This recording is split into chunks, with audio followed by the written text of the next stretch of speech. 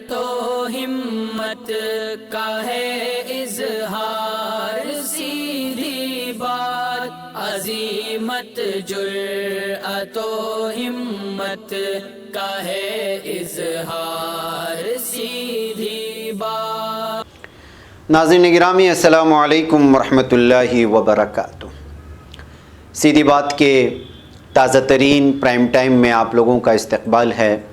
नाज़रीन गिरामी, मैं अंसार अज़ीज़ नदवी इस वक्त आप लोगों के सामने कुछ अहम तरीन ख़बरें, कुछ वायरल वीडियोस और कुछ तनकीदी तबसरे लेकर के हाजिर हुआ हूँ।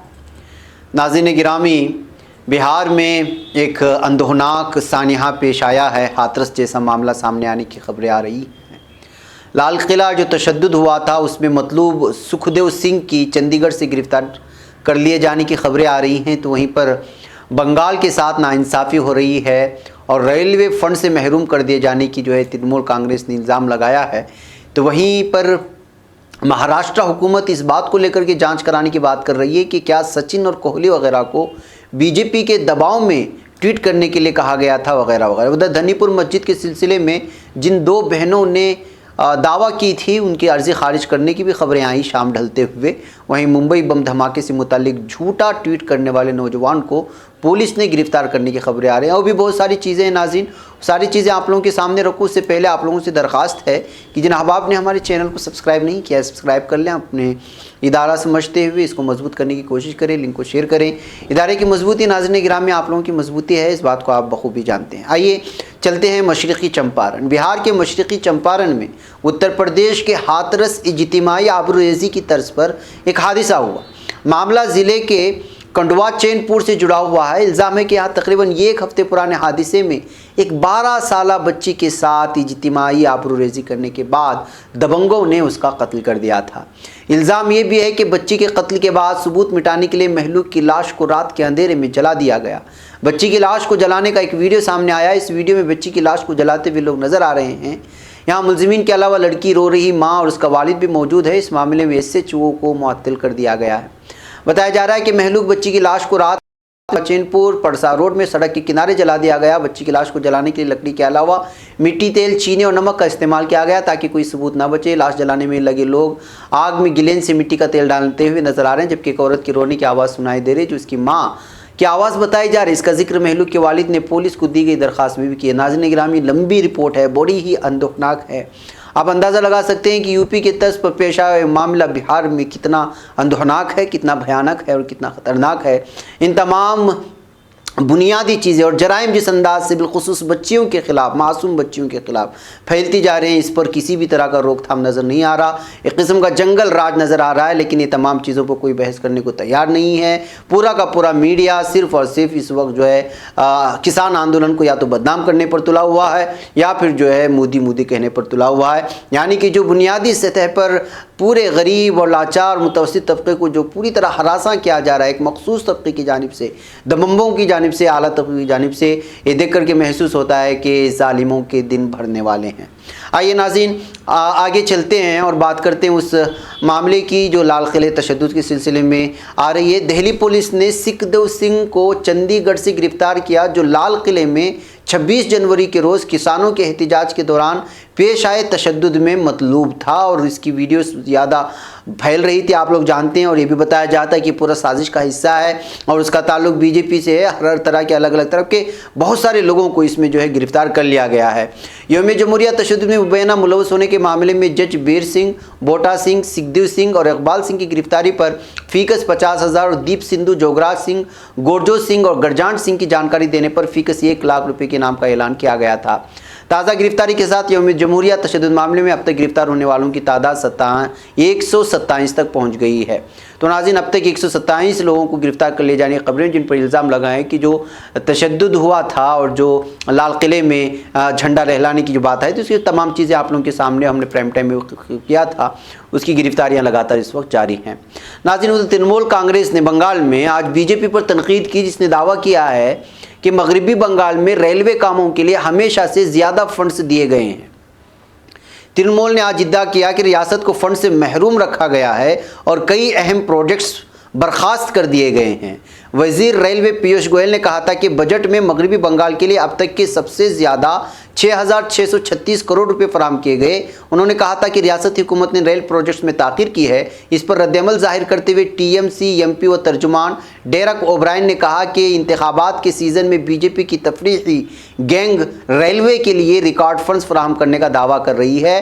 हकीकत यह है कि बेशुमार रेलवे प्रोजेक्ट्स को बंगाल में बंद कर दिया गया और हर साल फंड्स में कमी की गई। और ओब्रायन ने यह भी कहा कि 2 दस्तावेज़ात पेश करते हुए वाज़ेह करने की कोशिश की कि बंगाल को कई वर्षों से रेलवे फंड से महरूम रखा गया है। तो नाज़रीन, आप अंदाज़ा लगा सकते हैं कि एक तरफ बंगाल में सियासी खेल रचने के लिए फंड्स और बहुत अलग अलग तरह के जो है मुतालबे यहाँ पूरा करने की कोशिश कर रही है बीजेपी, ताकि वो अगले आने वाले इलेक्शन में जीते। तो वहीं पर जो है अंदरूनी सतह पर खबरें निकल करके आ रही कि रेलवे की जो है बहुत सारे प्रोजेक्ट्स को रिजेक्ट कर दिया है। इससे बीजेपी की दोगली पॉलिसी साफ और वाज़ेह तौर पर निकल करके सामने आती है कि सिर्फ आवाम को खुश करने के लिए ऊपरी प्रोजेक्ट्स के लिए फंड फराहम किया है और अंदरूनी सतह पर पूरी तरह नुकसान पहुँचाने की कोशिश कर रही है। ये टीएमसी का इल्ज़ाम है।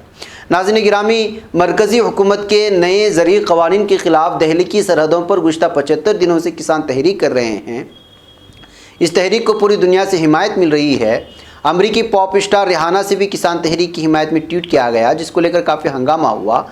उनके ट्वीट के बाद मुल्क में स्पोर्ट्स से जुड़ी कई अजीम हस्तियों के अलावा कई दीगर शख्सियात ने भी रिहाना को तनकीद का निशाना बनाते हुए जवाबी ट्वीट किया था। अब महाराष्ट्र ने सचिन तेंदुलकर और विराट कोहली समेत अहम शख्सियात के ट्वीट्स की जांच कराने की बात कही है। दरअसल ऑल इंडिया कांग्रेस कमेटी के रुकन और मुंबई कांग्रेस के तर्जुमान सचिन सावंत ने इल्ज़ाम आयद किया कि बीजेपी के दबाव में मारूफ लोगों की जानिब से ट्वीट किए गए। बादअज़ा महाराष्ट्र के वज़ीर दाखिला एनसीपी लीडर अनिल देशमुख ने कहा कि रियासत की इंटेलिजेंस एजेंसीज इस मामले में जांच करके सच्चाई का पता लगाएंगी। सावंत के इल्ज़ाम के मुताबिक इस काम के लिए बीजेपी की जानिब से उन हस्तियों को एक स्क्रिप्ट दी गई। उन्होंने मजीद कहा कि अक्षय कुमार और साइना नेहवाल ने एक जैसे ट्वीट किए। हमें लगता है कि इसके पीछे बीजेपी है। सुनील शेट्टी ने एक बीजेपी लीडर को टैग भी किया जो बीजेपी के किरदार को पूरी तरह बेनकाब करता है। पार्टी की बीसीसीआई में भी रसाई है और इसीलिए शायद कुछ क्रिकेटर्स ने भी एक तरह की ट्वीट किए। सचिन सावंत ने कहा कि अगर ये हस्तियां दबाव में हैं तो उन्हें रियासत की जानिब से सिक्योरिटी दी जानी चाहिए। एक ऐसा वक्त था जब बॉलीवुड पर अंडरवर्ल्ड की जानिब से दबाव डाला जाता था, लेकिन मौजूदा हालात में यहाँ की हुकूमत की जानिब से बीजेपी की तरफ से दबाव डाला जा रहा है। इस तरह का दावा करते हुए इस वक्त मुतालबा किया गया है कि पूरी तरह से इसकी छानबीन हो कि जिस खिलाड़ियों को, जिन हस्तियों को पूरी दुनिया या फिर ये कहें कि पूरा भारत सिर्फ इस वजह से सराहता है कि उनके अंदर क्या सलाहियतें हैं, वो अगर खेल के मैदान में आगे हैं तो उसकी वजह से उनको करीब किया जाता है। इसमें पार्टियां नहीं देखी जाती, इसमें मजहब, समाज और तबका और नाम वगैरह नहीं देखे जाते, लेकिन महसूस किया जा रहा है कि इस वक्त जो है इस तरह की हस्तियां जो पूरे भारत में अपनी सलाहियतों को लेकर के अपना लोहा मनवाते हैं और मशहूर होते हैं और उनके मिलियंस फॉलोअर्स होते हैं, लेकिन उनका गलत इस्तेमाल हो रहा है सियासी पार्टियों की जानिब से और बिलखुसूस बीजेपी पार्टी की तरफ से, ये कहते हुए इसकी जांच करने की बात कही जा रही है। नाज़रीन, आइए मैं आपको ले चलूँ अयोध्या। अयोध्या में धनीपुर मस्जिद की तामीर के लिए राह एक बार फिर हमवार होती नजर आ रही है। 2 बहनों ने योगी हुकूमत के जरिए सुन्नी सेंट्रल वक्फ बोर्ड को दी गई 5 एकड़ ज़मीन के ताल्लुक से जो दावा किया था और इन ज़मीनों को अपनी ज़मीन बताते हुए इलाहाबाद हाईकोर्ट में अर्जी दाखिल की थी, वो खारिज हो गई हैं। हाईकोर्ट के लखनऊ बेंच के सामने सरकारी वकील रमेश कुमार सिंह ने अदालत के सामने अपनी बात रखते हुए कहा कि जिस ज़मीन पर दावा किया गया उसका नंबर ख़वातीन की ज़मीन से अलग है। अदालत में दावा करने वाली बहनों के वकील ने कहा कि बगैर दलाइल की जांच किए जल्दबाजी में अर्जी डाली गई और इस बयान को बुनियाद मानते हुए अदालत ने अर्जी खारिज कर दी है। भाई नाज़रीन, गुज़श्ता हफ्ते मैंने पूरी खबर आप लोगों के सामने रखी थी कि किस तरह 2 बहनों ने इस ज़मीन पर दावा किया था और मस्जिद बनने से पहले जो यहाँ की ज़मीन और अराज़ी तनाज़े का शिकार हो गई थी, लेकिन इसको अब यहाँ की अदालत ने वाज़ेह तौर पर कर दिया है कि जिस ज़मीन पर यह दावा किया जा रहा है वो ज़मीन नहीं है जो मस्जिद को दी गई है, बल्कि उससे लगी हुई ज़मीन है और उसका नंबर अलग है। ये कहते हुए इस वक्त पूरी तरह से वाज़ेह कर दिया है अदालत ने। नाज़रीन, आइए मैं आपको ले चलूँ मुंबई। जी हाँ, मुंबई पुलिस ने हरियाणा से ताल्लुक़ रखने वाले 19 साला नौजवान को शहर के कुछ सिनेमाघरों में बम धमाकों के बारे में झूठी पोस्ट ट्वीट करने के इल्ज़ाम में गिरफ्तार किया।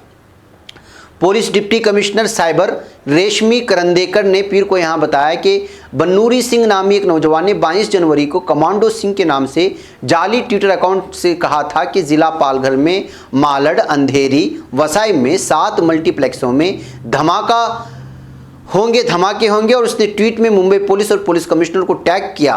पुलिस के मुताबिक उसने अपनी ट्विटर पोस्ट में कहा था कि धमाके 7 मल्टीप्लेक्सों में होंगे जहां हिंदी फिल्म मैडम मुख्यमंत्री शो जारी है वहीं पर ये होंगे। अफसर ने बताया कि इस पैगाम के बाद पुलिस ने मुख्तलिफ थिएटरों की छानबीन की और बाद में उसे झूठा पाया। इस दौरान मुलजिम ने अपनी ट्वीट को डिलीट कर दिया। पुलिस के मामला दर्ज करने के बाद साइबर ब्रांच ने मुलजिम की तलाश शुरू कर दी।